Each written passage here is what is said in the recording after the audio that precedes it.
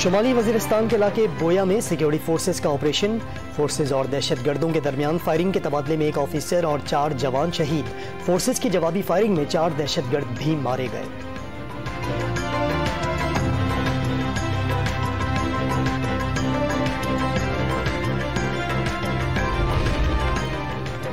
फौजी क़यादत के बारे में हतक आमेज और गैर जरूरी बयानबाजी। इमरान खान के बयान पर पाक फौज में शदीद गम गुस्सा।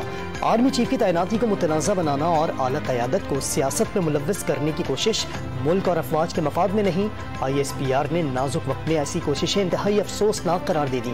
पाक फौज कौम की सिक्योरिटी और हिफाजत के लिए हर रोज जानें कुर्बान कर रही है। ISPR का बयान।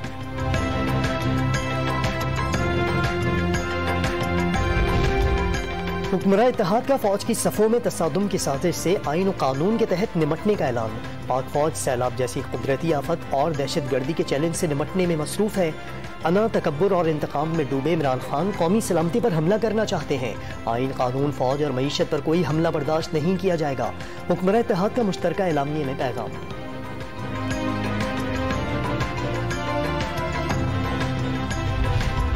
मुल्क के मुख्तलिफ हिस्सों में सैलाब से लाखों एकड़ फसलें, मवेशी और इमलाक को नुकसान पहुंचा। फौरी इमदाद के लिए 70 अरब रुपए मुख्तस कर दिए। मरबूत काविशों से बड़ी आफत से निपटा जा सकता है। वज़ीर आज़म का national flood response coordination centre में खिताब।